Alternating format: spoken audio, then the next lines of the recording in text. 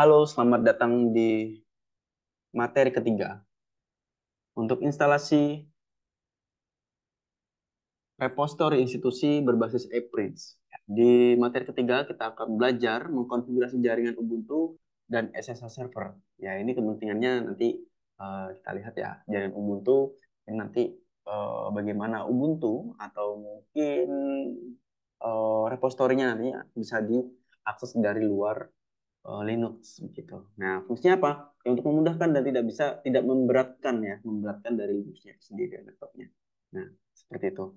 Oke, pertama-tama saya ingin mereview sebentar ya sedikit mengenai materi sebelumnya. Kita kemarin sudah apa namanya melakukan update ya, update Ubuntu, pengenalan terminal dan mengenal komen-komen di dalam Ubuntu yang sifatnya apa namanya baku begitu ya untuk mengeksekusi sebuah perintah di server Linux begitu. Nah, teman-teman kemarin juga sudah melakukan konfigurasi sedemikian rupa, ya ada jaringannya ada dua begitu, ada deskripsinya juga. Dan itu tentu deskripsi kalau tadi sudah saya jelaskan ya kemarin sudah saya jelaskan bahwa kalau sudah terinstall itu silakan di update begitu, update Ubuntu ini sudah, terus apa lagi ya kemarin ya. Oh, itu dulu ya, mungkin ya. Ya udah, ini berarti nggak berubah. Oke, saya kira itu nanti kita start. Kita start sekarang. Lalu kita perlu mengkonfigurasi jaringan. Fungsinya adalah untuk mengkonekkan ya, menghubungkan satu server Linux kita yang kita buat itu ke jaringan internet begitu, baik secara skala lokal ataupun nanti ke depan itu bisa diterapkan di jaringan yang luas begitu apabila sudah memadai infrastrukturnya. Infrastruktur dalam artian jaringannya sudah memiliki apa IP publik ya. Dan publik itu fungsinya untuk mengakses satu perangkat atau satu server dari luar begitu.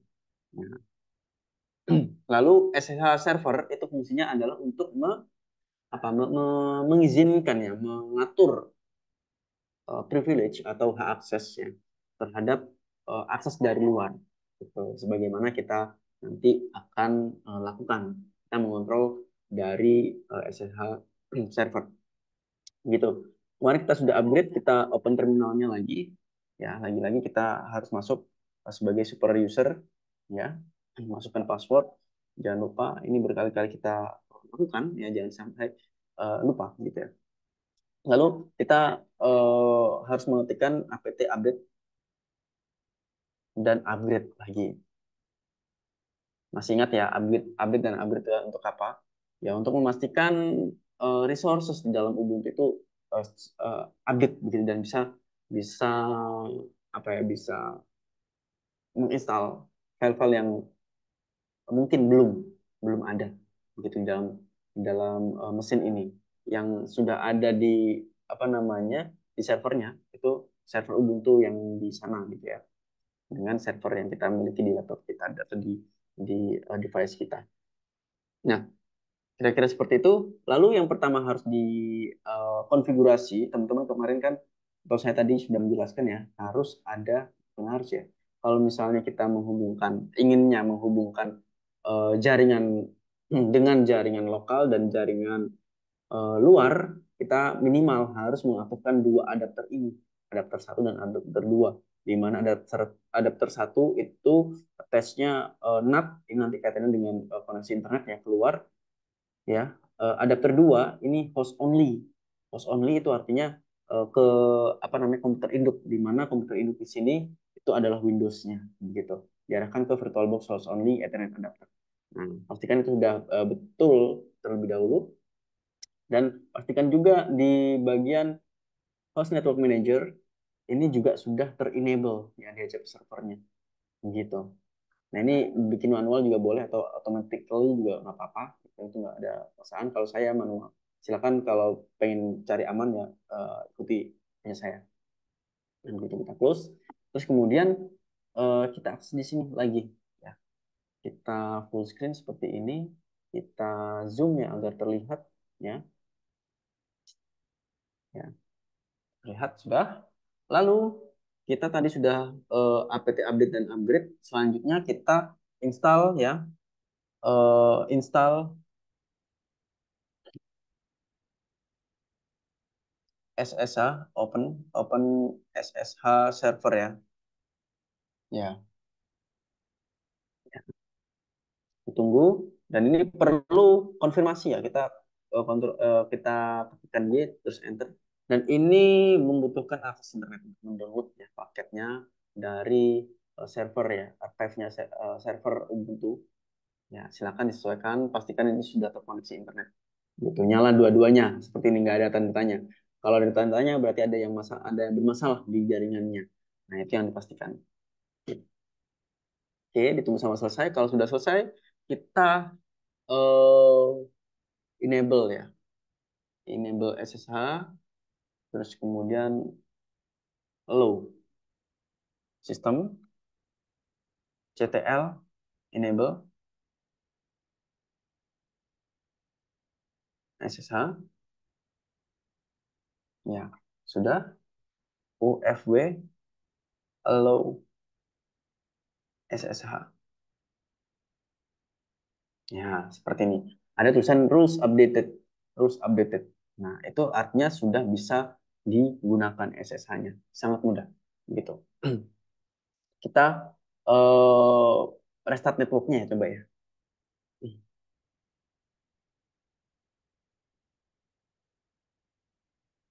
Ya, restart networking itu adalah script untuk memperbarui konfigurasi yang terjadi di eh, apa namanya Ethernet atau networking kita, begitu. Ya, kalau ada perubahan dan sebagainya itu menerapkannya dengan melakukan restart networking, gitu. Kita coba juga reload ya, reload SSH. Oke, untuk memastikan saja. Oke, kalau sudah selesai, kalau sudah selesai, coba teman-teman lihat ya di bagian ini ya, Ethernet salah satunya ya, buat settingnya dibuka nanti akan muncul jendela seperti ini. Teman-teman bisa amati masing-masing IP-nya. Nah, ya, nPost 3 ini IP untuk ke luar, ke internet. Ya, tapi ini bisa jadi terbalik. Ya, terbalik artinya satu device yang saya apa namanya konfigurasi sekarang itu mungkin berbeda dengan teman-teman, gitu ya. Ya, yang jelas ini nanti akan IP kelas A atau 10 biasanya ya, di cancel. Terus yang ke nPost 8 kedua ini ada 192.168.56118. Nah, kita lihat di IPv4-nya. Automatic DHCP. Ya, DHCP. Ini dari mana? Dari mana ini datangnya IP ini? Dari sini asal muasalnya. Dari tadi yang kita setup di sini ya teman-teman. Kita aktifkan fungsi apa namanya DHCP. Ya, ini untuk menyebarkan alamat tadi. Dan salah satu yang terkoneksi dengan host only Ethernet adapter itu adalah Linux kita. Nah, sehingga Linux kita juga kebagian IP. IP-nya random begitu. Jadi apa dibagiin IP seperti ini. 108.56.118. Coba bandingkan dengan eh, apa namanya milik dari Windows. Kalau dari Windows ya ini IP-nya 192.168.102. Coba lihat ya. Kelihatan ya. Oke, ini 192.168.56.102. Nah, ini satu kelas IP. Ya, artinya ini mereka satu jaringan. Ya, bisa dipastikan satu jaringan dan bisa connect. Ya, buktinya apa? Kok connect? Ya, ininya. Teman-teman bisa lihat di sini ya. Kalau ada tanda tanyanya itu ada bermasalah di koneksinya. Kalau tidak ada, artinya tergabung semua seperti ini jaringannya. Itu berarti tanpa kendala. Ya, seperti itu. Oke. Setelah itu, teman-teman perlu menginstal ya, menginstal untuk meremote SSH server tadi kan sudah di apa namanya di install ya dan berhasil gitu. Selanjutnya untuk meremote ya kita atau teman-teman harus memiliki satu software namanya PTY. Tulisannya PUTTY. Begini. Sebentar ya.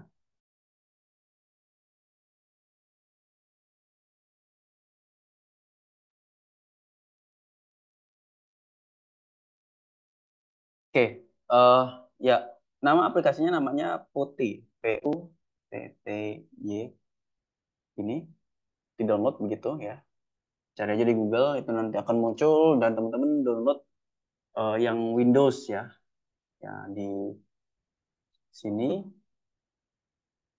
pilih yang Windows, yang klien ya.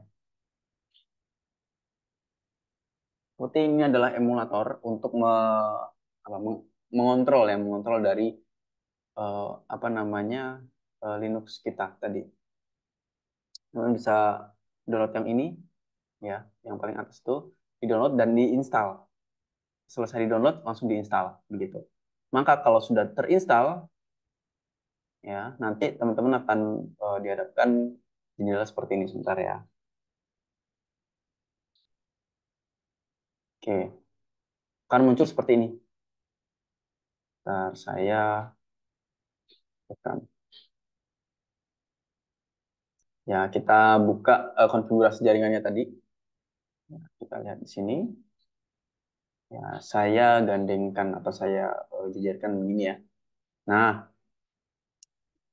putih configuration kita tuliskan alamat IP dari Linux kita. Ya, 192.168.56.118.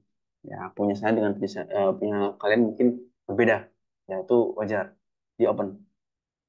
Nah, kalau sudah ini akan muncul konfirmasi ya, alert begitu.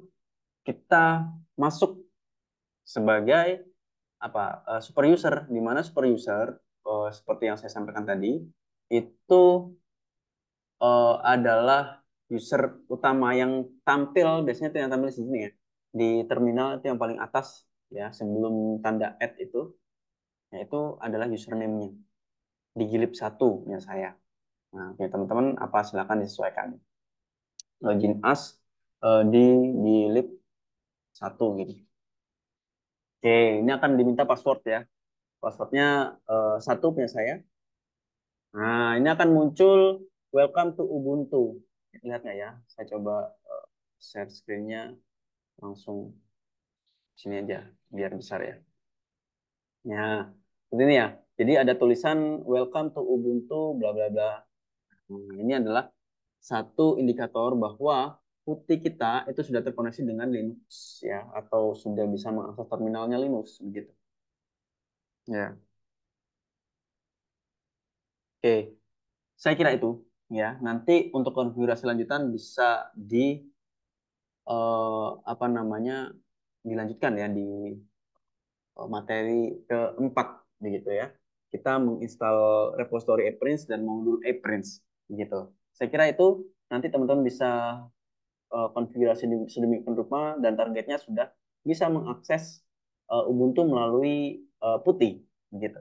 Oke, terima kasih untuk uh, materi 3 kita cukupkan. Sampai jumpa di materi keempat tentang konfigurasi jaring tentang install repository Apprints dan modul Apprints. Oke, terima kasih. Semoga bermanfaat.